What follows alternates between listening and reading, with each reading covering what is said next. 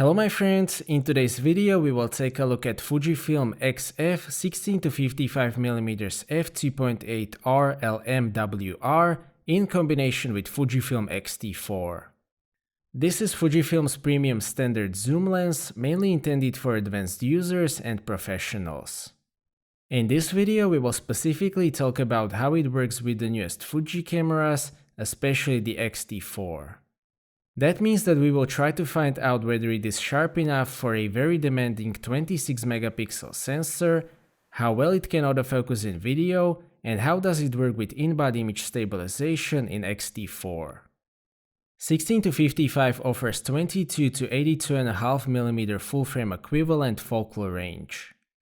That makes it suitable for everything from landscapes and architecture on the wide end to portrait and product photography on the long end. I always like to have 24mm equivalent on standard zoom, so I am very glad that the zoom range is not compromised. Being a red badge constant f2.8 lens, it is kind of supposed to bring the capabilities of APS-C X mount closer to the full frame. f2.8 makes it suitable for low light shooting, and you can also get a lot of background blur at the wide end. 16-55 is about 10.6 centimeters long and it weighs 655 grams. Mounted on X-T4, it actually isn't that bad in my opinion. That larger grip on X-T4 helps a bit, and it wasn't too difficult to handle for me personally. 50mm f1.0 that I recently tested was on the edge, but this is 190 grams lighter, so it is fine even without the grip on X-T4. The build quality is excellent as with all red badge lenses. The outer construction is mostly metal and the plastics are very high quality. It feels very solid and premium. The mount is metal as well of course, and it is fully weather sealed as expected. Design is very conservative as usual, but at least there is that red badge to break all black color scheme. Regarding the control elements, the aperture ring has clicks of course. I always appreciate having an aperture ring, and it is my preferred way of changing aperture. You can also set it to auto position or control the aperture in camera. The zoom ring is very smooth and the resistance is completely linear without any rubbing. It is sufficiently wide and pleasant to use overall. 16-55 uses focus by wire system and the focusing ring is just coupled with the motor.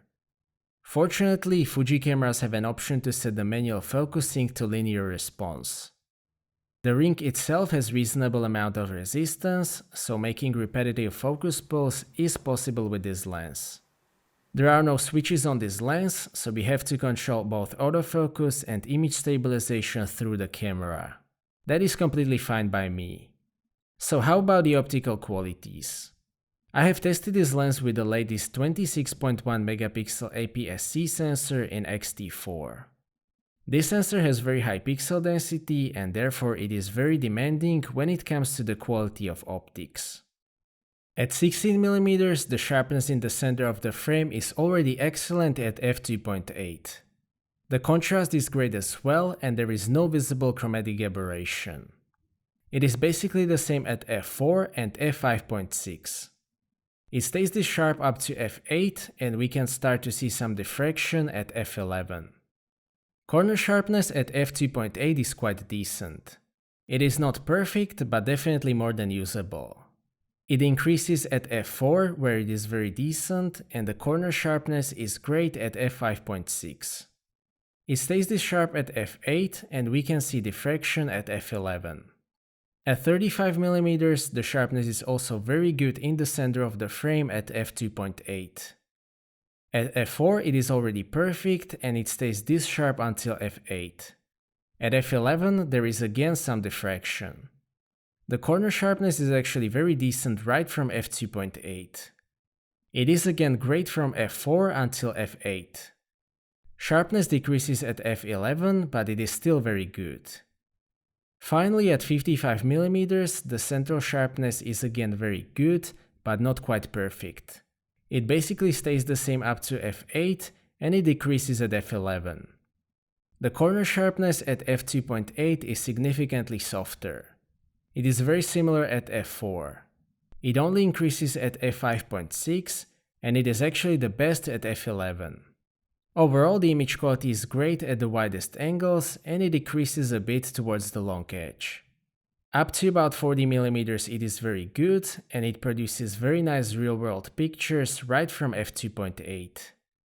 Regarding the distortion and vignetting, profile corrections are applied in camera even for RAWs, as you can actually see when zooming.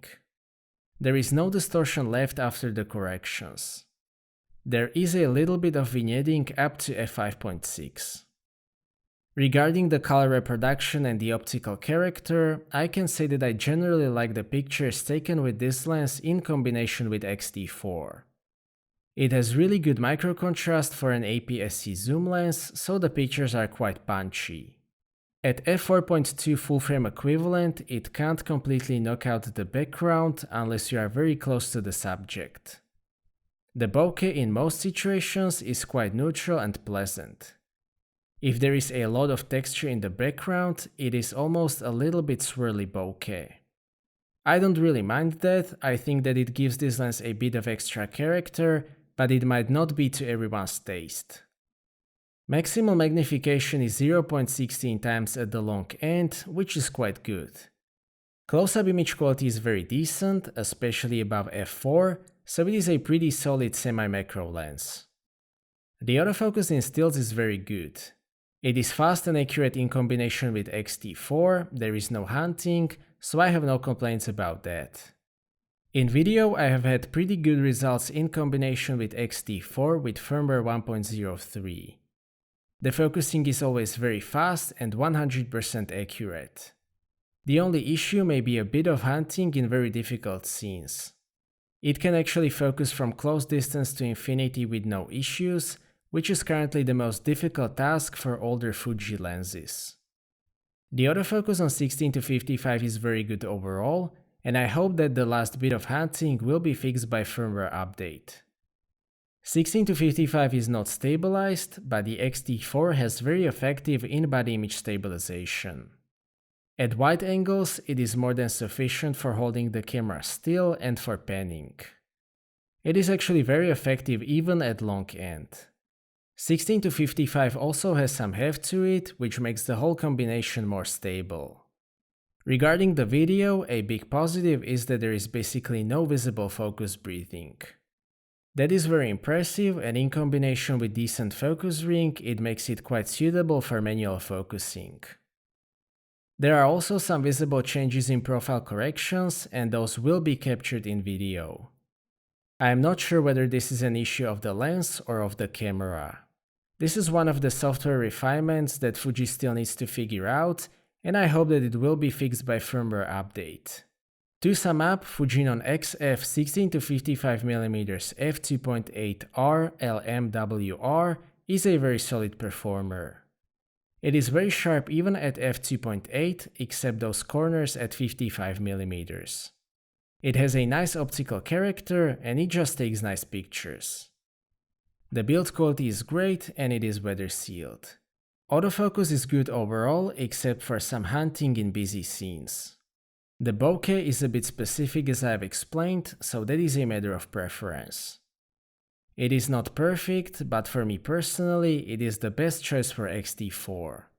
I like to have 24mm equivalent and wide aperture on standard zoom, which is why I prefer it over 18-55 and 16-80. Those are also very good lenses, but 16-55 offers the best optical performance.